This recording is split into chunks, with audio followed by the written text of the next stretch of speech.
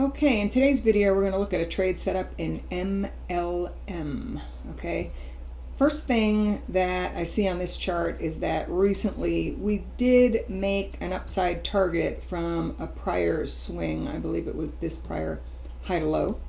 And typically when you meet extensions of prior swings, you watch for pullbacks. But if you get a symmetrical pullback, in other words, a pullback that's similar to some of these prior pullbacks, that's where you want to consider looking at the buy side again.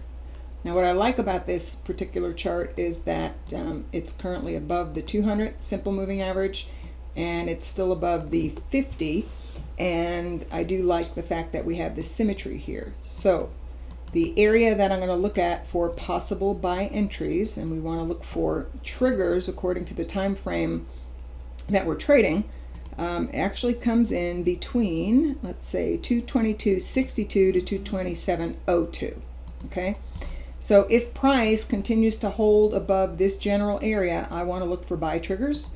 And if it does start to rally from this area, your typical target is going to be the 1272 extension of the swing into the zone for any of the trend trade setups.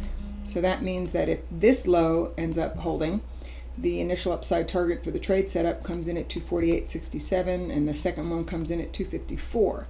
If you make a slightly lower low into this general zone, then I will actually recalculate the targets from there. But bottom line, this is an area that we're going to look for buy triggers to unfold from. Some of you might use short-term triggers for day trading. That might be a 3-minute chart or a 5-minute chart. And some of you might be waiting for example, the 30-minute chart to trigger, which we're not quite seeing that yet. It just depends on whether or not you're looking at a day trade off of this zone or a swing trade.